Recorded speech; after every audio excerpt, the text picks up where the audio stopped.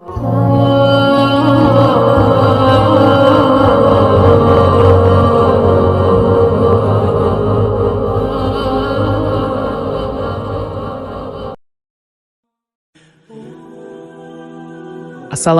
warahmatullahi wabarakatuh. Wahai umat terbaik yang dimuliakan Allah Subhanahu wa Ta'ala. Semoga teman-teman semua selalu dalam lindungan Allah Subhanahu wa Ta'ala, serta dalam keadaan sehat walafiat. Amin ya Rabbal Alamin. Khalifah Umar bin Khattab memilih seorang gadis miskin pemerah susu bernama Fatimah sebagai menantu. Fatimah dipilih karena kejujurannya. Kelak di kemudian hari, cucu Fatimah atau buyut Umar bin Khattab menjadi khalifah. Seperti apa kisahnya? Umar bin Khattab merupakan khalifah kedua yang berkuasa pada tahun 634 hingga 644. Selama masa kepemimpinannya, Umar bin Khattab dikenal sebagai pemimpin yang adil dan sangat memperhatikan nasib rakyatnya. Meski memiliki pegawai, namun Umar bin Khattab selalu terjun untuk menyelidiki kehidupan rakyatnya, sehingga bisa memastikan tidak ada rakyatnya yang mengalami kesusahan. Hampir tiap malam dia meronda, berjalan sendirian untuk memastikan warganya hidup aman dan nyaman. Pada zaman pemerintahan Umar bin Khattab, hiduplah seorang janda miskin bersama seorang anak gadisnya di sebuah gubuk tua di pinggiran kota Mekah. Keduanya sangat rajin beribadah dan bekerja untuk memenuhi kebutuhan hidup mereka sehari-hari. Setiap pagi, selesai salat subuh, keduanya memerah susu kambing di kandang. Penduduk kota Mekah banyak yang menyukai susu kambing wanita itu karena mutunya yang baik. Pada suatu malam, Khalifah Umar ditemani pengawalnya berkeliling negeri untuk melihat dari dekat keadaan hidup dan kesejahteraan rakyatnya. Setelah beberapa saat berkeliling, sampailah Khalifah di pinggiran kota Mekah. Beliau tertarik melihat sebuah gubuk kecil dengan cahaya yang masih tampak dari dalamnya yang menandakan bahwa penghuninya belum tidur. Khalifah turun dari kudanya, lalu mendekati gubuk itu.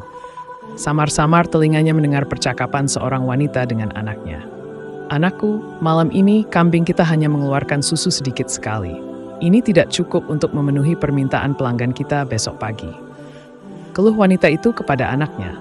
Dengan tersenyum, anak gadisnya yang beranjak dewasa itu menghibur. "Ibu, tidak usah disesali. Inilah rezeki yang diberikan Allah kepada kita hari ini. Semoga besok kambing kita mengeluarkan susu yang lebih banyak lagi. Tapi aku khawatir para pelanggan kita tidak mau membeli susu kepada kita lagi. Bagaimana kalau susu itu kita campur air supaya kelihatan banyak?" "Jangan, Bu," gadis itu melarang. "Bagaimanapun kita tidak boleh berbuat curang. Lebih baik kita katakan dengan jujur pada pelanggan bahwa hasil susu hari ini hanya sedikit. Mereka tentu akan memakluminya. Lagi pula kalau ketahuan, kita akan dihukum oleh Khalifah Umar. Percayalah, ketidakjujuran itu akan menyiksa hati." Dari luar gubuk itu, Khalifah Umar semakin penasaran ingin terus mendengar kelanjutan percakapan antara janda dan anak gadisnya itu.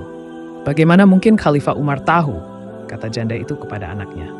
"Saat ini, beliau sedang tertidur pulas di istananya yang megah tanpa pernah mengalami kesulitan seperti kita ini."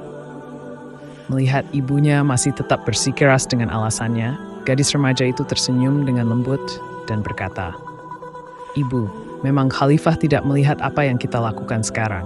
Tapi Allah Maha melihat setiap gerak-gerik makhluknya. Meskipun kita miskin, jangan sampai kita melakukan sesuatu yang dimurkai Allah." Dari luar gubuk, Khalifah tersenyum mendengar ucapan gadis itu. Beliau benar-benar kagum dengan kejujurannya. Ternyata kemiskinan dan himpitan keadaan tidak membuatnya terpengaruh untuk berbuat curang. Setelah itu, Khalifah mengajak pengawalnya pulang. Keesokan harinya, Umar memerintahkan beberapa orang untuk menjemput wanita pemerah susu dan anak gadisnya untuk menghadap kepadanya. Beliau ternyata bermaksud menikahkan putranya dengan gadis jujur itu. Sungguh sebuah teladan bagi kita semua, bahwa kejujuran karena takut kepada Allah adalah suatu harta yang tak ternilai harganya. Mungkin ini yang sulit kita dapatkan sekarang. Baiklah teman-teman, semoga kisah barusan bisa kita petik hikmah dan pelajaran di dalamnya. Jika ada kesalahan atau kekeliruan, itu semua murni karena keterbatasan ilmu yang kami miliki. Karena sesungguhnya pengetahuan dan kesempurnaan hanyalah milik Allah Subhanahu wa Ta'ala. Wallahu a'lam bishawab, akhirul kalam. Wassalamualaikum warahmatullahi wabarakatuh.